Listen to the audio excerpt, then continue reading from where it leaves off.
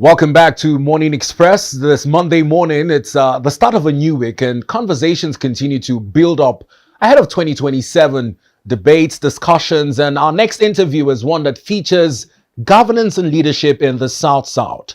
Our next guest who joins us virtually is a national chairman of the Integrity Group of Nigeria and a key APC chieftain, a national leader in that regard, Dr. Oke Idawene, who joins us virtually on the program this morning. Hello, Doctor. Good morning and welcome to the program. Good morning to you. Good morning to you and good morning to the world. Well, it's good to see you. Without further ado, let's get into our discuss for the program this morning. We'll talk about the South-South, and first thing that comes to mind is the rich potentials in our oil and gas. But over time, the core yearnings for leadership to be driven by South-South actors has sparked debates, particularly in respect to the office of the presidency. Let's get your fair assessment of the region and its right of place in the Nigerian political landscape. Yes, thank you for having me once again. My name is Dr. Oke Idawene. Fortunately, I am from an oil producing community. Right here in the Niger Delta region, or the South-South to be precise, we have not done badly for ourselves, but we can get better. For instance, we took a shot at the presidency not quite long, and we are going to be sidelined in political space of the Nigerian polity. Our leader is the Senate President. He's the Senate President of Nigeria. All we need to do is to ensure that we get better and better. By and large, the current governors are doing well for themselves, and we expect better leadership. For the activists that we have here and leaders, we need to come together the more so that we can cohesively chart a better course and a greater course under President Bola Ahmed Tinubu, who is a rewarder of diligence. And that is what I expect from the Niger Delta region as we move on. Now, the support you're calling for the office of the president, also backed by the president of the Senate, Dr. Godswill Akpabio, who you mentioned, working in synergy under the renewed hope. So far, how would you rate this synergy in the last 2 years? Would you say that the renewed hope agenda, as supported by the Senate president and the President Bola Ahmed Tinubu-led administration, is making the marks it intended to? I will say yes, emphatically, because the Senate President has enough synergy with the presidency. Then the governors of the region, of the South-South region, are all in tandem with what we are pursuing for a better South-South region. So I will score it a B. For now, we got a B, but we're going to have an excellent South-South region that we'll be proud of tomorrow. For the past 2 years, if you visit Delta States, Bayelsa, you will be proud of what we're doing at the state level here. Together with the governors, they are doing well. And we expect a Texas of Nigeria in so that we can get better. We are the putting egg in the Nigerian economy. So we need better attention. And we know the president himself is a listener and a rewarder of diligence, like I said before. And the next 2 years as we move forward, you will see a better South-South region. Plus or minus the next 6 years by the grace of God. Now, one of the most obvious alignments that we have seen is a defection of governors in the region. Your governor defected, your neighboring state, Akwa Ibom, also had a governor defect, And the president was very optimistic, alongside the national chairman of the APC, that there might be more governors leaving their current parties and joining the APC. In your honest opinion, are these defections fueled by an alignment or particularly personal interests? Primarily, all the defection we call a movement. It was a movement. Nigeria was stormy when the president came in on board, economically and otherwise. So when the South governors saw it as a time to align with their own person, their own brother, their own leader, their own father, let us support his governance because he's doing well. And at this point, the movement you are seeing is to align for the better development of the South-South region. And other regions are also going to decamp or move. Because as it is, the president has Nigeria at heart. His economic policies, his security, international policies, the Nigeria of today, everything President Tinubu is doing is to ensure the Nigeria he has prayed for during the Nadeko day comes to pass. And that is why my governor, Right Honorable Sheriff Oborowori, led the pack in Delta. Let's move. And we all moved, and we are proud we moved for better alignment and realignment for Delta State to have a more national presence and coordination between the state and the federal for Delta, the South-South region. And you will see more movement even in the Southwest and the Southeast as we go on. And that you'll see the night about it. We are Now let's talk about the APC in terms of the emergence of the Senate President, Senator Godswill Akpabio. It's almost around the unspoken rule of zoning. The South-South was due in that stead to produce the next Senate President under the APC. His emergence has come with a strong demand for his influence as an uncommon transformer to also unite the region going forward in terms of those paths of rotation and zoning. How would you rate his influence as a key political figure in the South-South since his emergence? The Godswill Akpabio we know is a but he has tried and still tried to coordinate the South.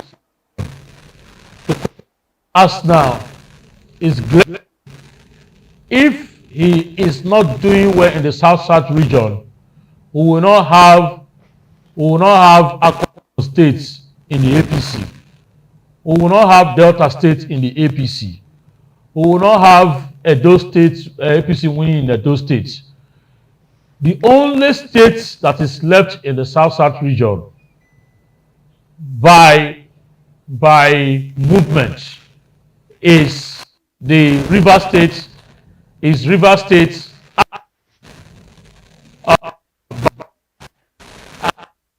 believe that because of influence and other influences within the South-South region, within the Senate President and the governors, those two states will likely join the APC. For more formidable force, you know, there is strength in unity, and that is exactly what we are trying to practice in the South-South region. So that by the end of the day, we have APC South-South that is synergy is second to none under the leadership of the Senate President Godswill Akpabio as we move forward. So he has tried, and we will support him to do more for the South-South region and in Nigeria at large, because he's a true Nigerian, decentralized, and we believe his leadership. Now, I'd like to borrow from your words. You talked about the South-South region as the one laying the golden egg. Now, it's undoubtedly a fact that it's one of the richest regions in Nigeria as it stands. But when you look across the South-South, there are a number of uncompleted projects littering the region. talk about the East-West Road. There's a clamor for basic infrastructure and development across parts of the region. What would you consider the missing link as to why the region is somewhat underdeveloped? Before now, there has been a missing link of synergy. Like I said before, for the first time, the South-South has connected to the national impact-wise. Expect that in the next few years, we have missed because the missing item for now has been the synergy.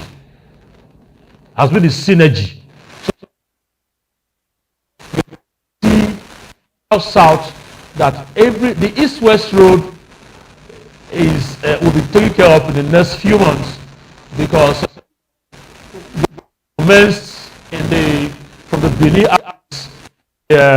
Olugbo down to Oro. I believe the East-West Road is being considered to be completed and made a road that we will be proud of, because that is the major road that link us from Benin straight to Oro.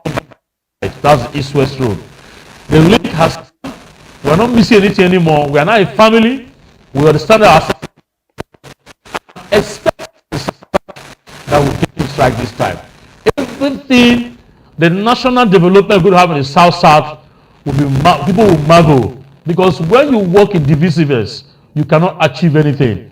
But now that we are together, you will see a South-South that is better. And the president we have, like I said, is a rewarder of diligence. He does not forsake hard work, and we shall get it right. And the governors we have, including my own leader,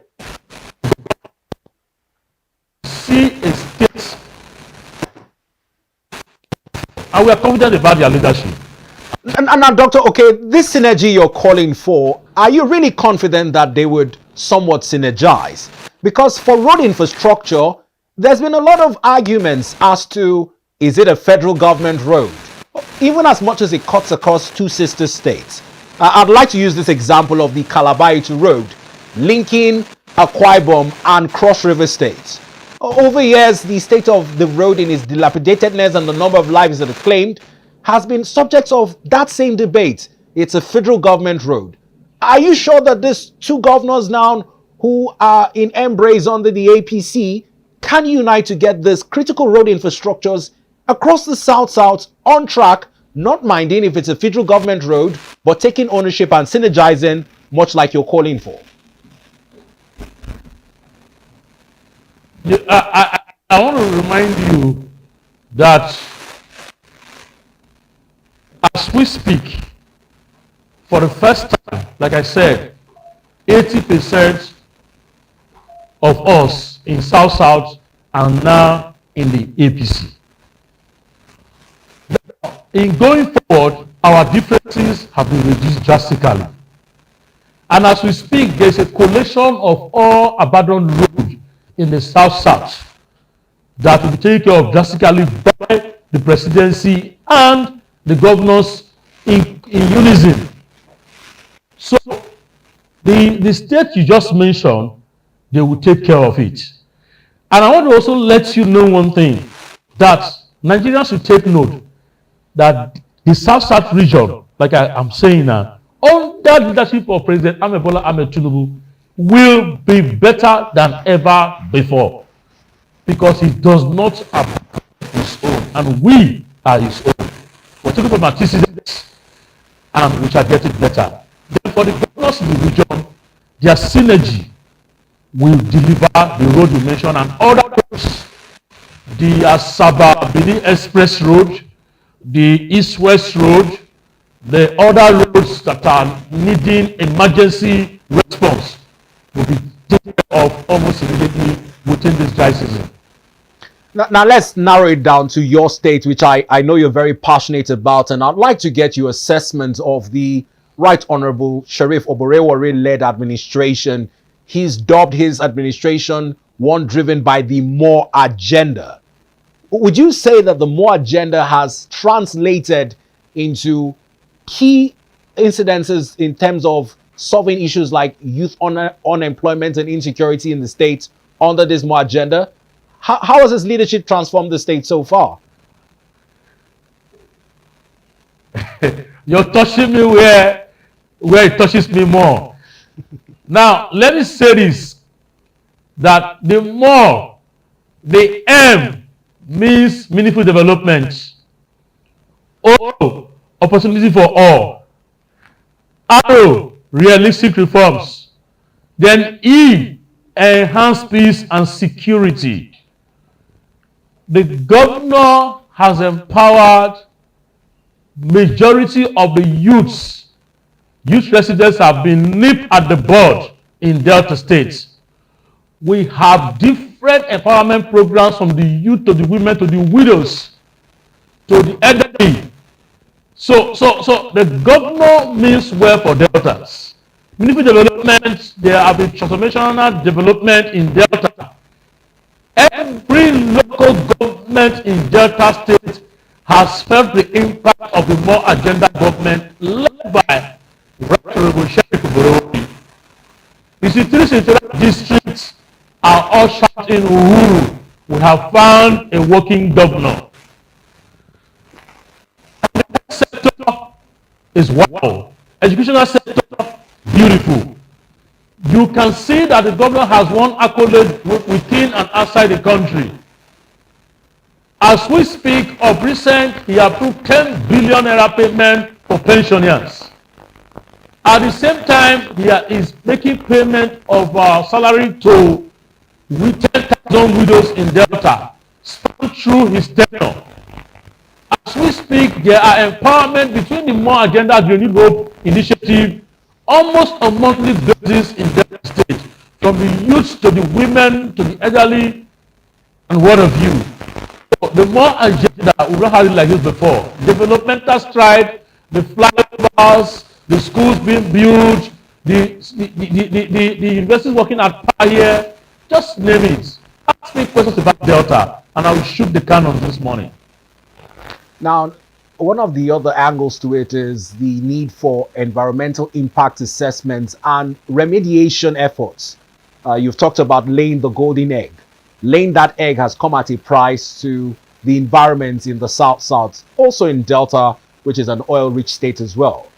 How satisfied are you with the commitment of the IOCs to the cleanup calls and remediation of the South? We need more. It has to improve.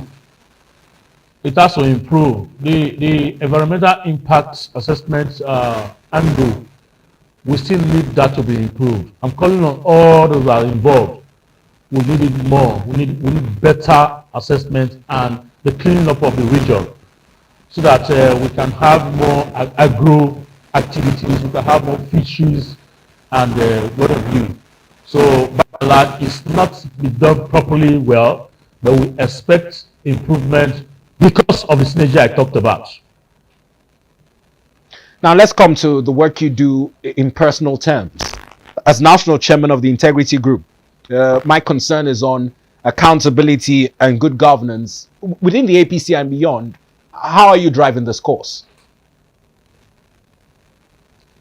Yes, the Integrity Group itself is basically supporting us. We are 36 states, no government structures, and we are consolidated to the world. What we do is assess every governor in Nigeria. Where they do well, we commend them. Where they don't do well, we advise them inwardly. Now, for the presidency, the same thing. We are telling the world that the president is doing well, we should support him to do better. And when we see any iota of observation, we quietly make constructive advice for us to move forward. The word good governance is primarily to tell that nation building is a collective effort. So the Integrity Group has to play that we support every good leader to do better. better. Where there is a shortcoming, we quietly advise them, because we don't believe in destructive criticism, we believe in constructive criticism. So to this end, the technical group is well grounded in the state, for instance, where we are supporting the more agenda 100%, and also the Man Charity Foundation of the governor's wife to support her, to make grassroots people to know exactly what governance is all about. And that's exactly what we are doing. So we are primarily supporting good governance beyond even 2031. But our major concern is that in Delta State, we expect 4+4 for the governor because he's doing well, and the presidency was 4+4 for the president. Also doing well. And that's what we stand for. Now, in closing, ahead of 2027, there are key discussions around early campaigns. I'd like to know the position of the Integrity Group as to the accusation as leveled by opposition parties towards the APC, accusing her of commencing premature campaigns and calling on INEC to ensure that the guidelines prohibiting early campaigns are enforced to the latter. What's the position of the Integrity Group as it concerns this subject of early campaigns? Our position is that we come, you say who comes to justice, we come with clean hands. Clean hands. You want equity, you come with clean hands. Now these people accusing the presidency or the APC of early campaigns are the ones guilty of the APC itself. How so? For instance, the coalition, the movement of persons, their meetings they are holding in 2027. So you cannot expect you to be having meetings for the next election, and you expect somebody in governance to also keep quiet. It's not balanced. So what we're looking at here is that the opposition is guiltier than the government in power in terms of preparatory for the 2027 elections. Now, second,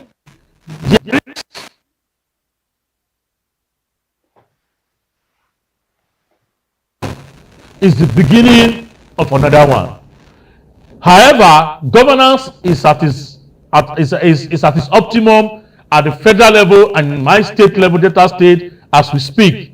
At the same time, there are ways we can manage the political environment, especially the polity, not to heat it up. But the coalition and the opposition are the one hitting the polity up, and we always have right to respond. So the position of the Integrity Group is that everyone is speaking about 2027. Those in government, those outside government, nobody will keep quiet. And primaries are already next year. So the environment is open for politicking. And that's our stand. Now, this politicking on the part of the masses, some feedback we're getting is that the masses are concerned that endorsements, coalition, much like you've said, early campaigns are distracting the governors, the presidents from focus on good governance and leadership. How do you adjudge the fears of masses in that regard? I want to say this categorically this morning and make both to speak, that governance at the federal level is waxing better, cruising. The noise makers have not distracted the president.